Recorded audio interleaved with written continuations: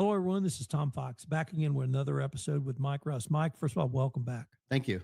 Mike, today I wanted to take up issues around sellers and selling and why you advocate that transparency is so important in this process. And I want to maybe start with I recently lost my mom and so got a legacy from my parents. Talking to for some friends of mine, turns out 3 or 4 of us had lost our parents in the last maybe 18 to 24 months.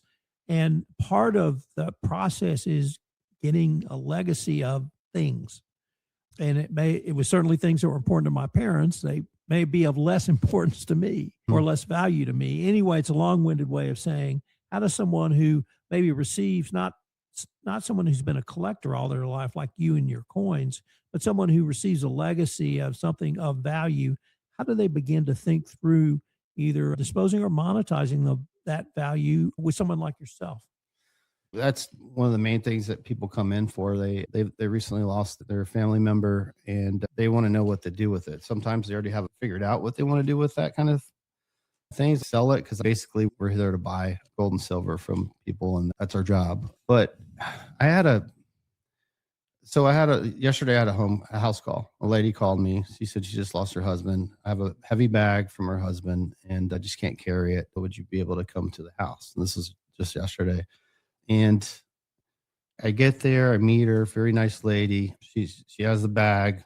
And so I was like, all right, can I go through the bag? And so it's all the common things that I see, like for coins and stuff like that. Because I'm only people, and they have a bunch of stuff they bought on the coin channel, a bunch of Ike dollars. And then I'm digging through it. And I told her, I thanked her for being, she was fine for me to come into her house. It's odd and weird because I like doing it at the store where I have cameras and everything. She's totally trusting a stranger, right? So I made her feel comfortable and talked to her a little bit before I started getting into it. And it starts saying, I need to go through this real quick and cut you a check or whatever. But so I asked her how things were going, how you're able to cope with it. And it's actually therapeutic for them and for her and for me as well. Because when you just lost someone and even if it was 6 months, 2 years or whatever, it's still that loss. She's finally like letting go, if this makes sense. So I'm going through the coins, did all that stuff. And I found two boxes and I opened it up and I go, oh, I said, you've got some gold here. And she goes, really? And I said, yeah. And then I found another one. I said, you got 2 gold pieces. She didn't have no idea what it was. Excuse me. So it was a surprise to her, showing her the gold and this and that. And then we got to her jewelry portion of it. And it got to the where she hands me the rings and it's her husband's wedding ring and her wedding ring. And I'm looking at it and I can tell that she doesn't really want to let go yet. And I'm looking at it and she goes, let me see it real quick one more time. And I'm like, all right. I said, I'm not going to buy this from you yet. I'm not going to buy either one of these rings. I said, why don't you hang on to those? Because coins are easy to let go and get money, but this is your wedding rings. I said, hang on to them. I don't think you're ready. Just do that. So you got to come, excuse me, I got a little dry mouth. I got to go into this with, when you talk about transparency, but also some sympathy, because when you got to look in their eyes and they're just sad and they don't know what to do or how to let go. So you can't, excuse me. You have some water? Yeah. Awesome. I'm sure you cut that out, right? Yep. Yeah, you're good. I can even mark it in the. There we go. So.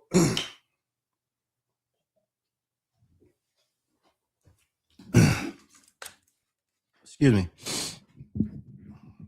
All right. So when it comes, when you're trying to figure out what you should do with it, right? Is it, or you're just trying to cope with it? And I don't know what's wrong. Hang on. Hang on. You're good, man. Take your time. It's all good. You got a hair stuck in my throat. I hate that. All right. I'm back. All right. Had a So choking episode. you were talking about when you're sitting across from the person, some of the skills or strategies you have to use. And part of that is obviously empathy, and part of it is helping them understand or understand the process they're going through. Yeah, don't rush into it. And I turn down a lot of deals, especially with rings. That's a big deal because when you're buying jewelry, they get emotional. There's a lot of emotion that's involved in there, and you can't just look at it like a dollar sign when you're in this business because it gets personal. It always does because that's what we're dealing with. And then, excuse me.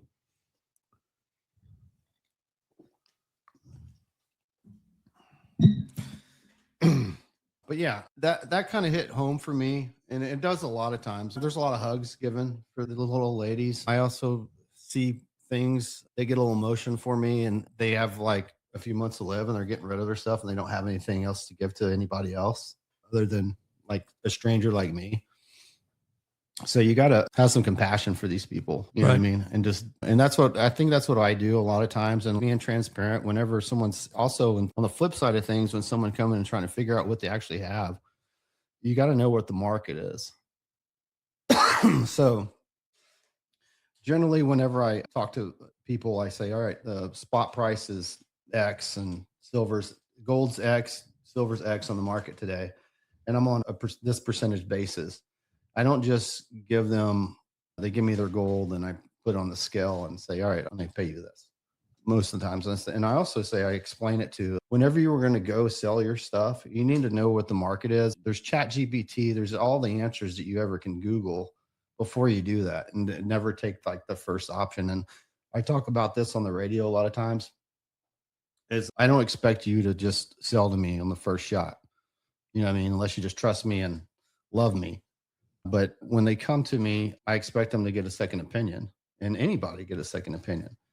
Be comfortable with who you're dealing with, who's going to pay you or buy your stuff. That's your grandparents, your parents, or whoever, your father or mother has collected all their life, because that's like their legacy. Or not their legacy, but that's what they love to do.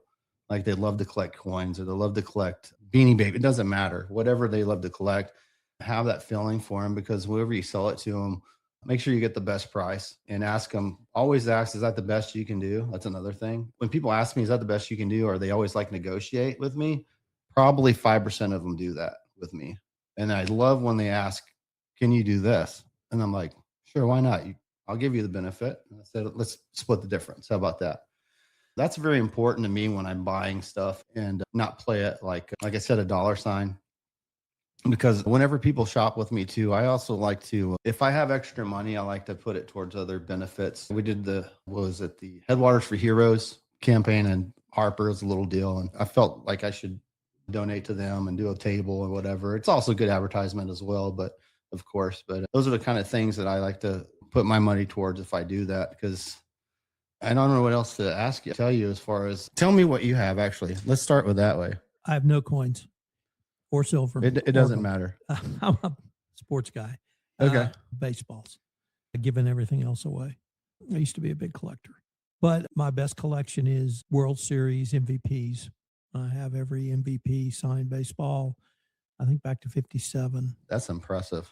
So that was a lot of fun. And you did that yourself? Yeah. On yourself? Wow. Yeah. The guy from the Dodgers, he didn't sign any. The last Dodger, he didn't sign any MVPs when he won the World Series MVP. So that's the only one I'm missing. But no, the thing I was also interested in is, clearly this is a people business too. And part of the people part of that business is, from what I understand, helping people understand what they have, so that if they do make the decision to sell, they're going to get a fair price. And it's a long-winded way of saying education is part of what you do. So how do you help educate a seller on what they have, what they need to do due diligence wise as a seller, and then perhaps conclude something with you? With coins, it's going to be like key dates. People don't know anything about coins. They don't know about key dates, right? So when I first go through a series of coins, like a Morgan silver dollar or the Mercury dimes, which is 90% silver. Yes, majority of those dimes, or Mercury dimes, let's go from there, are just melt. basically there's a percentage, it's straightforward, and that's it. But when I go through the dimes, I say, do you know what the key dates are? Because there's 3 to 4 key dates on the Mercury dime series of 77 dimes that are going to be more value than just melt. And that's the biggest thing, because most people think it's old. It's going to be worth have some value. But the key dates have it out. And I tell them, I say, here's your key dates. And I go through this on every coin that I'm going through. And I like to talk to them about the coins and what I'm going through, because I like to educate them what they have, because if they're not educated, I always look at it, they know what they have, if that makes sense. I always tell my guys, make sure they just treat it like they know what they have, because they might be just pulling one over on you. Think about it. So I just I go with that mentality every time. So I go 16D is the key date for this series of coins. It can be anywhere from a $400 to $500 coin to thousands, if it's depending on the condition. So that's what we go. That's just for that. Morgan, same way. There's key dates for Barber quarters, Roosevelt dimes, not so much, but there's certain key dates to look out for. There's a perfect example. A lady had a bag of Buffalo nickels, 6 to 10 cents a piece. They're all worn out normally. And I said, you know what? There's a bag of 37 Ds in this bag. And I said, let's hope we find a 3-legged buffalo, which is fun to find. And this is the most memorable time when I'm looking through a bag of nickels, and I'm going through them, and I'm like, okay, so these are 37. So I'm going through, and then I look. I have downloaded the video too, and I look, and I'm like, oh wow! And I got excited. She's like, what? I said, you got a 3-legged buffalo in this bag of nickels. I said, I can't believe I just found this. This is like a kind of rare nickel. This is anywhere from a $500 to $800 nickel in the condition it is. And he goes, you serious? I said, yes. So I handed it to her. I said, there's 2 things we can do. I said, we can send it off to get it graded. Okay. And we get it graded, and then I can give you a really good offer for it. And she said, let's send it off to get it graded. So to make sure it's authenticated, because people can fake the 3-legged buffalo. I knew it was authentic, because there's different areas you look at it to make sure it's good. But that's what I did for her. And instead of just saying, okay, these are a couple bucks, I sent it off for her, and we gave her a good offer for it, and where I can make money. She was happy, and that's what we did. So there's several instances like that. That was one of my most memorable ones, even though it wasn't a huge. I've had some other big $15,000 coins, but that right there was in a bag of junk coins that turned out to be a diamond in the rough, on a smaller scale. But it was cool. It was really cool, and that's what I'm talking about, being transparent. Once you find that and understand that, and they understand that too, the biggest reward to all of it is that right there is, wow, he didn't have to tell me any of that. Same way with jewelry. Jewelry is a straightforward deal. When we buy jewelry, I always tell them what percentage we're on. And I always tell them, if you're going to ask anybody, ask what you're paying per gram for jewelry and all that stuff. And that's always just a common thing. And we always tell them, this is what we're going to pay today. This is the percentage we're paying on the basis here. And this is why. And if you don't know the math, I'll give you the math and lay it out for you. And that's what we do. So that's the things that you need to do, especially when your grandfather, whatever, dad, whatever, has been collecting for so long. I can only imagine his spirit over me. So that seems to me to be an important reason to deal with someone locally who has been in the business. And I'm going to say you've been in the business because you've been collecting coins so long, even if you've only had your store for a few years, but that you're here, people know where you are, you hopefully are going to have return customers. And so you have to develop a relationship of trust with these people, not just come in and sell over a week or buy over a weekend. Yeah, it's not about hitting home runs all the time. I mean, you talk about baseball. I always tell people, I'm not here to hit home runs. I'm here to hit base hits. It's not about it. Volume goes a long ways. Also, reviews. I'm very big on reviews, and try to treat them the best I can, so I can get that one review. But it's hard to get reviews. I'm gonna be honest with you.